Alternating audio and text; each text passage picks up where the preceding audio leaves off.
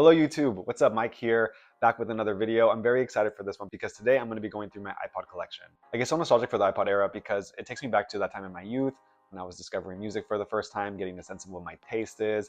And a lot of that I did on iTunes and with my iPod, and it was my most treasured device. I took it with me everywhere. And I have a few iPods with me. Some of them I did get off eBay, and others were my actual iPod that I owned as a teenager. I would plug it into the computer, I would sync my songs, take it with me on the go, in my car. It went with me everywhere. So I'm very excited to go through, and be sure to stay till the end because I'm going to be unboxing the newest addition to my iPod family. So let's get started. So a better way to start off than with the original iPod. So here we have the original iPod. Just look how beautiful this device is. It's a little scratched up. I did buy it used off of eBay. I did not own this originally. There is music on here, so I was kind of seeing a little bit of their taste. Alkaline Trio, I used to love that band. So as you can see, there is an actual physical click wheel on the first generation that Apple later then turned into the touch wheel that I think most of us are used to.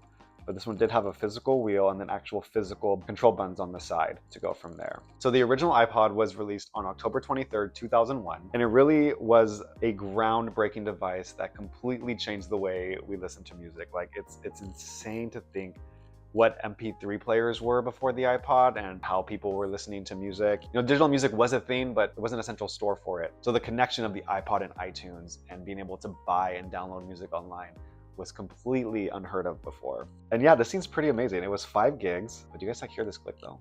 This click is so good. I remember it was marketed as like 1,000 songs in your pocket, and Steve Jobs like pulled it out when he was announcing it way back when. Like, the click is so good though. The click is so good.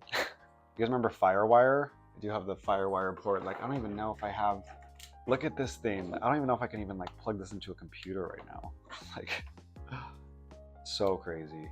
The original iPod was discontinued in April of 2002 to then make way for the iPod second generation that eventually replaced this one. And with that one, we got the touch wheel and everything. So this physical wheel and this design was really just for the original. So this next iPod I'm pretty excited about because this iPod was mine. This was the second iPod I ever got. The first one was a silver iPod mini that I lost, and the first Apple product I ever had. So the iPod really was my introduction into Apple products as well. It is the iPod U2 Special Edition. It came in black with a red click wheel, and on the back it has U2's signatures engraved into it. I wasn't even a big U2 fan back then. I got this iPod because it was black. That was just kind of my aesthetic now, which is crazy because I love white Apple products now. The U2 iPod released in October of 2004. I think they had one more model that they released in 2006 before it was discontinued. A few things different about this iPod. Obviously, it came in black, which is one of the reasons why I wanted to get it in the first place. I'm not a big fan of the black and red color scheme. I do have some old music of mine on here, like All American Rejects, Blink-182, Evanescence, Good Charlotte, The Killers, My Chemical Romance, Plain White Tees. iPods are truly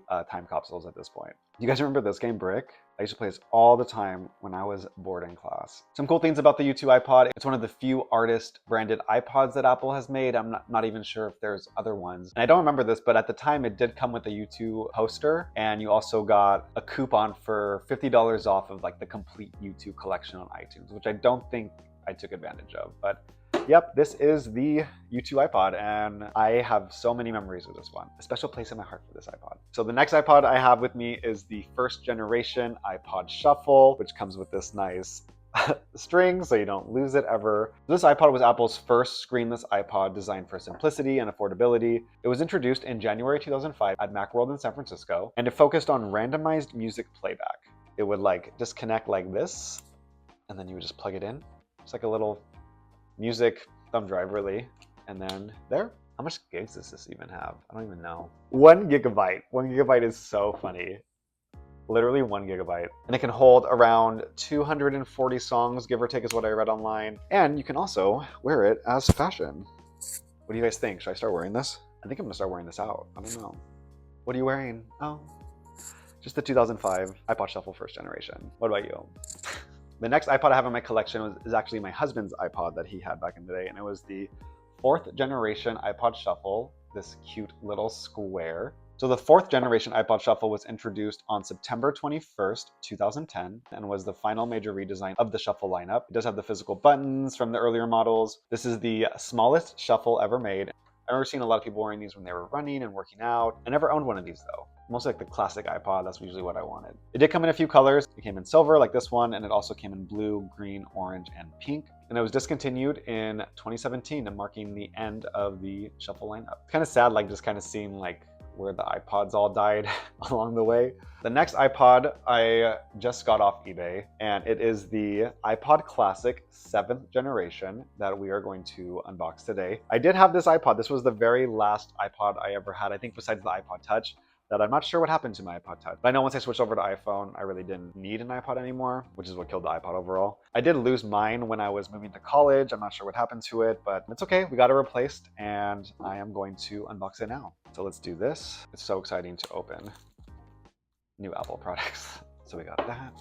Plastic over here. Let me spin it for you guys so you guys get the good view.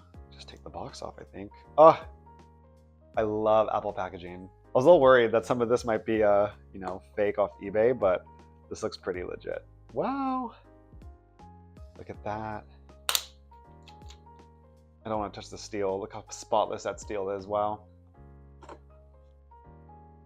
Got directions. Don't need those. We have a little charging brick. Remember the charging brick? I missed when Apple loved us. Oh my gosh. I don't think I even have these headphones anymore. Look at this is the old school earpods. They have like the rounded. These ones always had a hard time staying in my ear. Like I remember I would be running and it would just fall out. Like I think it's already like they just fall out of my ear. Wasn't a big fan of these, but they are iconic. And we also have the port. I forgot what this port was called. Something millimeter, something like that, 100 something millimeter port. So the iPod Classic 7th generation was the final model in Apple's iPod lineup. It was released in September of 2009, and it came in 160 gigabytes, which I remember at the time being like, that's so much space, so many songs will fit into my pocket at this point, way more than 1,000. Like I was thrilled about the 160 gigabytes, I remember. So we got our welcome screen here to English, and I have no music on here because it's brand new. Let's see what happens if I try to plug this into my computer. I'll be right back. All right, so I'm back and I found a USB-A to USB-C converter, which is what I need to get this to work. So let me open it on my MacBook. I'll plug this in. Nice. So my hope is that I will like plug it into iTunes and that it will somehow sync my purchased music. 'Cause I haven't purchased music since like 2013, I think, 2014. Okay, so let's do this. This feels like it's the year 2004, honestly. Connected. Set up iPod. So we can set it up, actually. Wow. I had no idea that this would even, well, let's not speak too soon. Get started.